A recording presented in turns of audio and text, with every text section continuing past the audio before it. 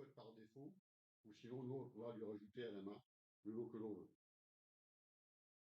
Ici, on va pouvoir définir des paramètres qui vont nous permettre, lors de calcul, de simplifier certaines choses, donner des valeurs que l'on va pouvoir modifier facilement. Ici, vous allez avoir la liste des fonctions et la liste des opérateurs. Donc, je vous conseille d'aller retourner sur le site de Cyril, donc j'ai remis le lien. Vous avez la liste de toutes les fonctions, y compris celle de la condition qui est tout en bas, avec ici le if, qui est ici, et puis les différents opérateurs, avec un opérateur un peu particulier que certains informaticiens connaissent, c'est le tilde. En fait, quand on fait un tilde de x, c'est égal à 1 moins x. Donc, vous allez voir beaucoup de formules de pixel math. En fait, quand il y aura des tildes qui vont se balader, en fait, c'est 1 moins la valeur. Alors, hop, on va revenir en arrière. On va s'arrêter là. Et puis, on va lancer Cyril et on va regarder ce que l'on peut en faire. Alors, je vais mettre. Je crois que c'est l'autre, peut-être c'est pareil. Et que là, voilà, donc là, j'ai fini mon dossier de travail.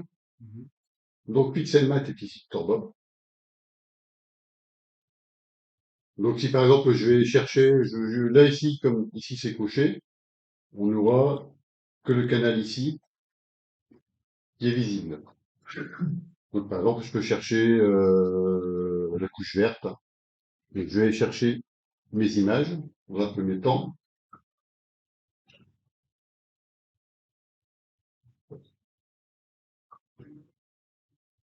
Voilà, j'ai chargé mes 4 images. Donc, vous voyez que par défaut ici, il m'a mis. En fait, quand on fait les photos avec l'ASIR ou autre, il va mettre des noms particuliers dans les fichiers. Et il sait automatiquement que c'est du rouge. Il sait que c'est du vert, il sait que c'est du bleu, mais là, par contre, ici, il n'a pas reconnu que c'était du H4. Donc ici, je vais changer la variable qui s'appelle L1. Donc, vous ne peut-être pas bien parce que c'est quand même assez loin. Et donc, je vais le nommer H. Voilà. Elle nous servira plus tard. C'est du fit. C'est les fits. On peut lire que les fits. Que les fits. Donc, par exemple, je vais mettre que la verte. Donc, si je veux voir la verte, hop, je fais vert, je fais appliquer. Voilà. Et j'ai donc, du coup, mon écran noir et blanc, mon vert. Si je veux faire une composition, je vais prendre le rouge. Hop, je décoche. La verte, la bleue. Je fais appliquer. Cette fois-ci, je vais avoir une image couleur. Hop, je vais oublier. Ah, c'est G. Pardon. Hop.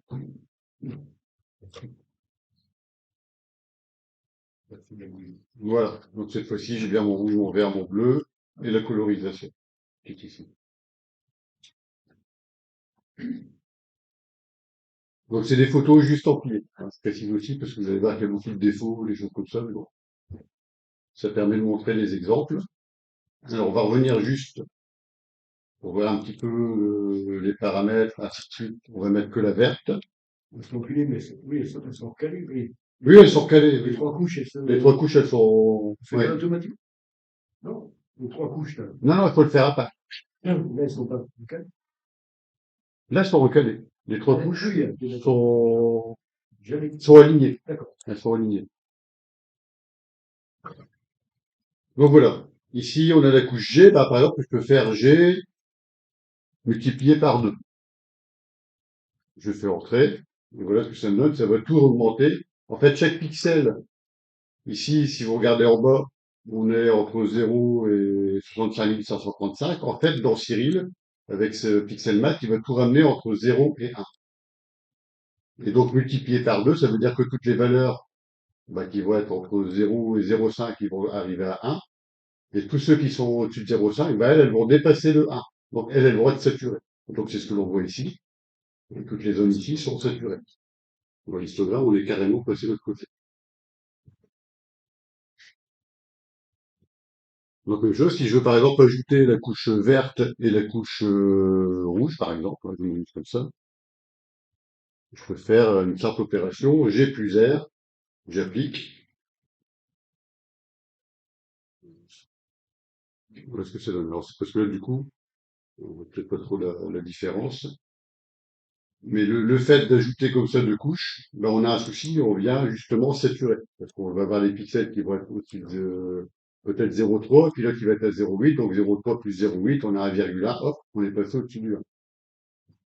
Donc si je voulais par exemple faire quelque chose de particulier euh, pour avoir à la fois le vert et le rouge, une composition, on va utiliser la fonction max, qui va chercher le maximum entre les deux, et qui va me compiler. Donc je mets max, virgule G, virgule R, voilà. Et vous avez une compilation qui prend les pixels les plus importants de l'une des deux photos. Ouais, et donc, ça vous permet de faire par exemple une nuance synthétique. C'est facile. Donc si je voulais mettre un paramètre, je vais revenir sur la couche G, je vais multiplier par exemple par le paramètre K, et ici en bas dans les paramètres, je vais mettre K égale 0,2. Et je fais appliquer. Voilà. C'est des trucs de mathématiques simples hein, qu'on va retrouver un petit peu partout. Mais c'est des algorithmes genre WP, là. Les algorithmes. Non, non, c'est que les calculs de maths, c'est tout, c'est un pixel plus un autre pixel. Sur chaque pixel, en fait, tu appliques la formule de mathématiques. Donc là, par exemple, je multiplie par 0,2, bah, sur chaque pixel, un par un, bah, je les multiplie par 0,2. Uniquement ça.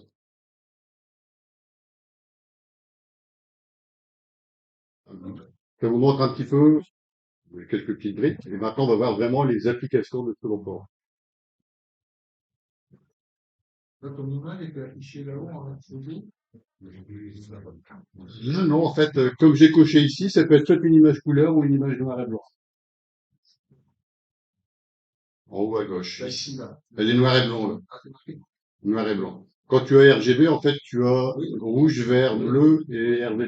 Le halo, Pourquoi il y a plus parce que tu as coché là-bas justement, le mélanger.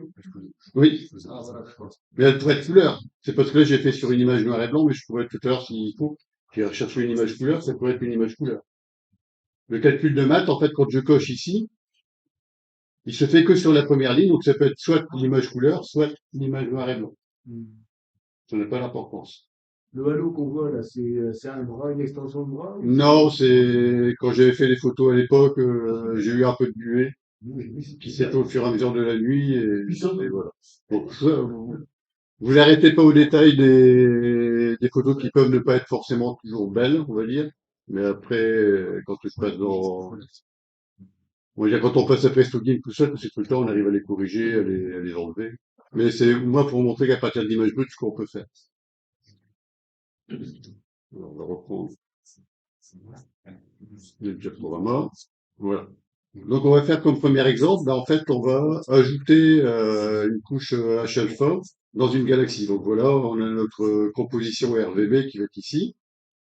Et puis ici, on a notre couche H-alpha. Donc on voit qu'on a un peu plus de détails, plus amplifiés sur certaines zones. On voit ici la petite croix, là, par exemple, qui est un peu plus amplifiée. Donc c'est ce qu'on va essayer de rajouter dans notre image composite. C'est-à-dire qu'on va faire une rouge composite où ici, on va, avec le max du H et du R, voilà ce dont on veut obtenir, une composition l'hydrogène H-alpha et du rouge. Et puis donc à la fin, ça va nous donner quelque chose qui est un petit peu mieux. Alors, je sais pas si vous arrivez à voir, vous voyez, le côté rosé est apparu. Il a été réintensifié. Donc, toutes les zones de H-alpha de la galaxie, elles sont automatiquement réintensifiées. Voilà. Elles ont été intégrées de manière simple, sans trop intensifier, on va dire sans trop saturer la photo. Après, on peut rejouer sur la saturation. Mais au moins, dans un premier temps, on rajoute déjà de l'information de où se situe le H-alpha dans la galaxie. Donc, je vais vous montrer sur l'exemple comment on le fait.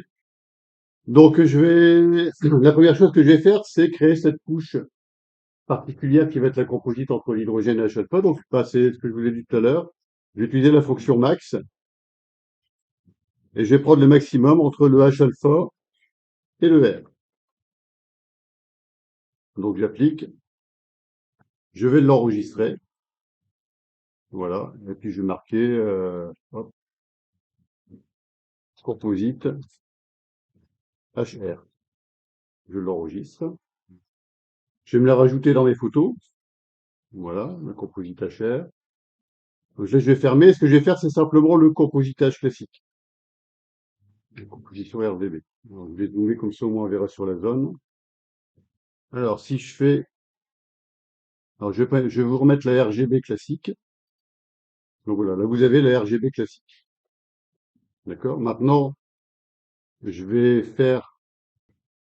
prendre ici en luminance ma composite HR et remettre ici en rouge ma composite HR. Et voilà, vous avez le résultat qui est obtenu. Donc, ça permet de rajouter de l'information d'une manière plus souple, sans avoir un effet particulier sur l'image. Ou si on avait mis le H-alpha, on va dire en termes de luminance, on aurait eu du mal en fait à la fin. Voilà. Donc là, j'ai fait le max, mais vous auriez très bien pu faire une formule mathématique différente. Par exemple, dire je veux 0,8 de H-alpha et puis 0,2 de R. D'accord? Vous pouvez faire une combinaison des deux. Hein, toutes les formules sont possibles. Alors, autre exemple, c'est justement cet exemple-là que je vais vous montrer. Qui, voilà. En fait, c'est à partir de cet exemple-là que on s'est posé des questions avec, c'est Théo hein, qui m'avait posé la question parce qu'il n'arrivait pas à s'en dépêtrer. Il a fait une belle composition RVV et puis derrière, il a fait une belle HFA. Il dit, je vais intégrer le HFA comme luminance et ça va donner quelque chose de bien. Et puis, en fait, quand il a fait ça, vous remarquez que toute la couleur, ce qui était bien dans son image couleur au départ, elle est devenue saumonnée. Et donc ça, c'est tout le problème quand on vient mettre une luminance en HFA sur une RGB, en fait, on va avoir cette couleur un petit peu fade, pas très belle. Et donc le but, c'est de créer cette image artificielle encore avec la même méthode et de retrouver du coup au final ça. Donc vous voyez, la même méthode que j'ai fait avant pour la galaxie, eh bien, je l'applique là-dessus.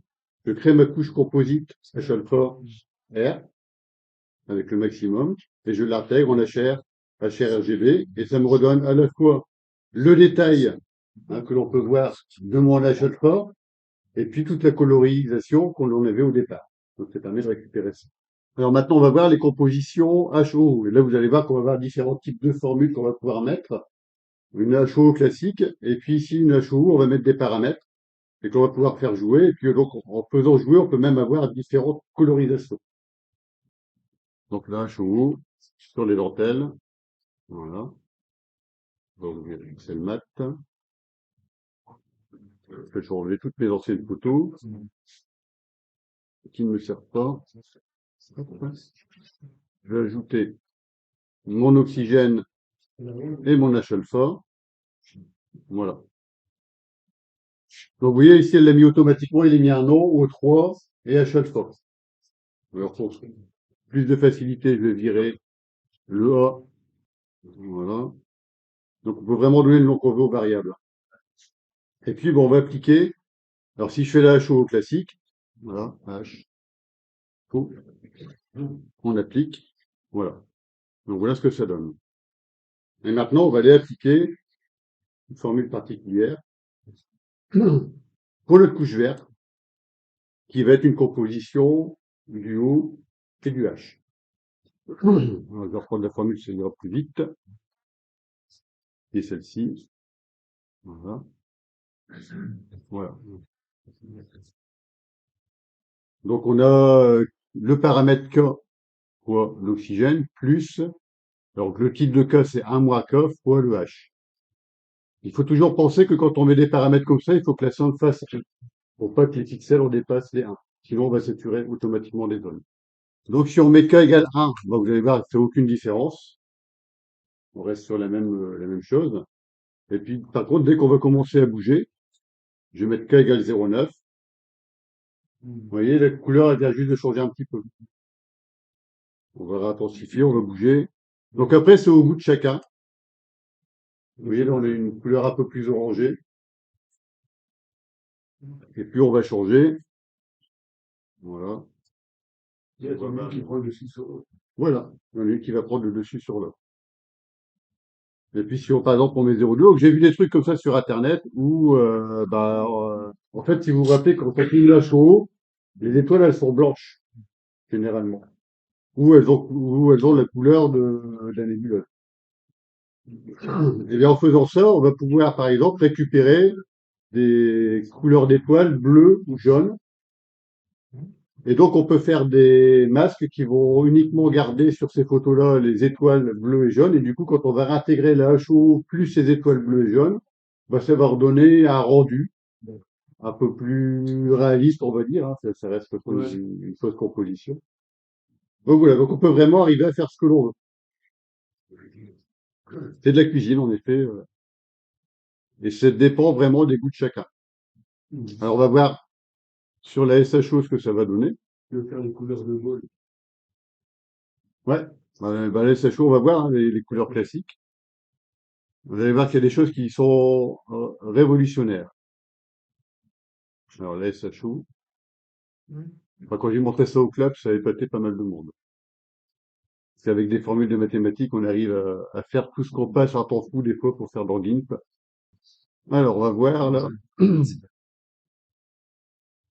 vais enlever mes photos. Je vais ajouter, donc cette fois-ci, c'est l'âme en SHO. Hop, on va remettre donc, le S, envers le H, et ici le O. Donc là, vous connaissez le résultat, ça nous donne une belle couleur verdâtre. Donc généralement, après, on se triture dans ou GIMP ou Photoshop pour donner des bonnes colorisations.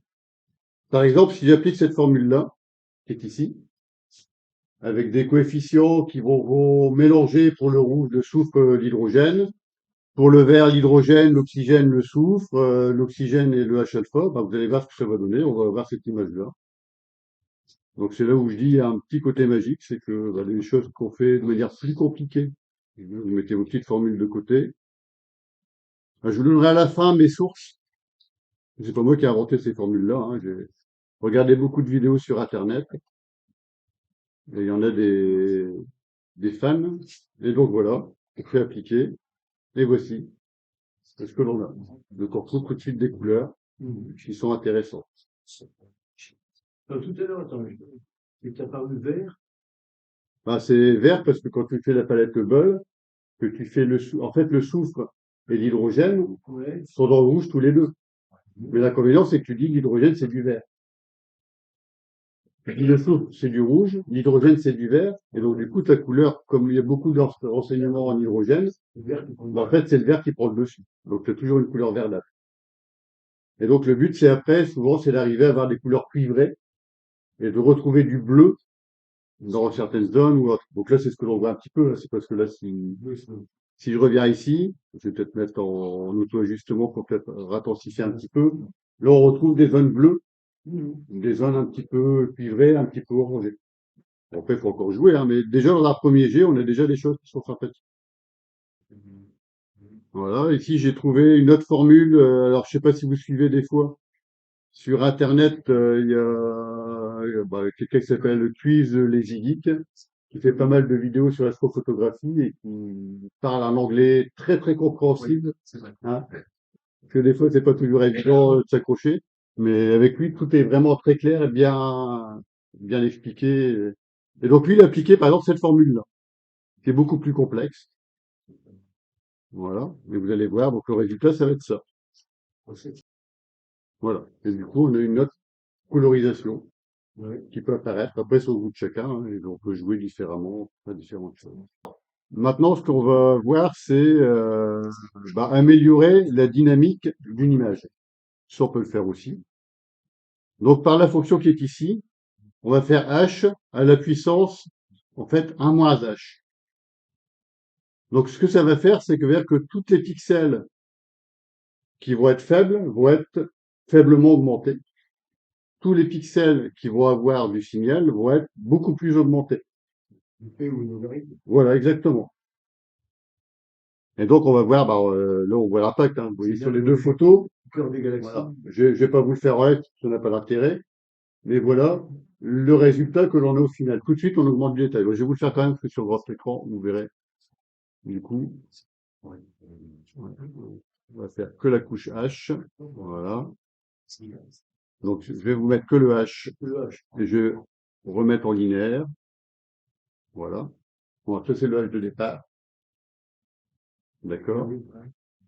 Et puis, donc, on va appliquer cette fameuse formule, là, H à la puissance 1 moins H. Voilà. Et je fais appliquer. Et vous allez voir tout de suite l'impact. Donc, je fais plus. Voilà. Tout ce qui est déjà Là, attends, lumineux sera encore plus lumineux. encore un peu. Et avec la formule, on dépassera jamais le 1. On va se rapprocher, on va tendre vers le 1, mais on n'aura jamais le 1. Donc, vous voyez, rien qu'en faisant ça, cette opération-là, bah, le sombre reste sombre, et tout ce qui est déjà du signal, en fait, sera intensifié. Et donc, bah, j'ai trouvé cette formule-là, qui est ici. Voilà. Et c'est celle qu'on va appliquer, et vous allez voir le résultat. C'est pour ça que j'ai dit, c'est pas moi qui me suis amusé à aller chercher, hein. Il y en a d'autres qui se sont triturés et qui ont trouvé ces formules qui marchent pas mal. J'ai essayé sur plusieurs exemples et voilà le résultat. Donc, je vais zoomer un petit peu pour que vous voyez. Donc là, on a un peu plus de rouge et là, on a vraiment du vert. On a vraiment une transition là qui est intéressante entre du vert, du bleu, du jaune. Et donc, quand on va pouvoir rejouer après sous GIMP, bah, tout de suite, on va pouvoir avoir des couleurs sympathiques à relancer.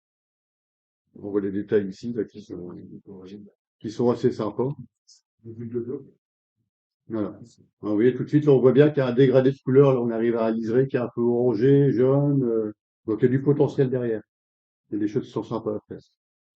Voilà, ben, je voulais vous faire découvrir cet outil-là, qui est dans Pixel, qui est Pixel Lab dans Cyril, auquel moi j'aurais pas pensé aller voir. Moi, il n'y a pas c'est bon, on est aussi sur un truc en face. Non, il me semble pas. Alors par contre, il y a Pixelmath qui existe en externe aussi qu'on peut utiliser, mais on n'a pas le résultat visuel de ce que l'on fait. Il faut après recompiler les images et voir ce que l'on fait. Sinon, c'est un outil qui était intégré dans PixInsight et qui depuis maintenant septembre de l'année dernière était intégré dans. Mais tu vois les formules que tu mets là, Oui. est-ce que de base il y en a toutes faites? Bah oui, moi je les ai trouvés justement, faut pas toutes faites, mais c'est des. Dans le logiciel, la Mac. Non, non, non. Par défaut, il y en Non, a. dans Pixel. Alors ceux qui développent dans PixInsight peuvent développer des petites briques où les calculs sont déjà faits. Et donc eux, ils ont qu'à cliquer sur les petites briques. Mais nous, dans Cyril, il n'y a pas cet effet de je peux faire de la programmation et tout ça derrière. Des trucs de base, une formule simple. Bah, les formules simples, elles sont là. Tu veux faire arcsinus, arcosinus, tu as les absolus, D'accord. l'exponentielle, pi, les logarithmes, maximum, minimum. Tu as toutes les formules qui sont juste ici sur le côté.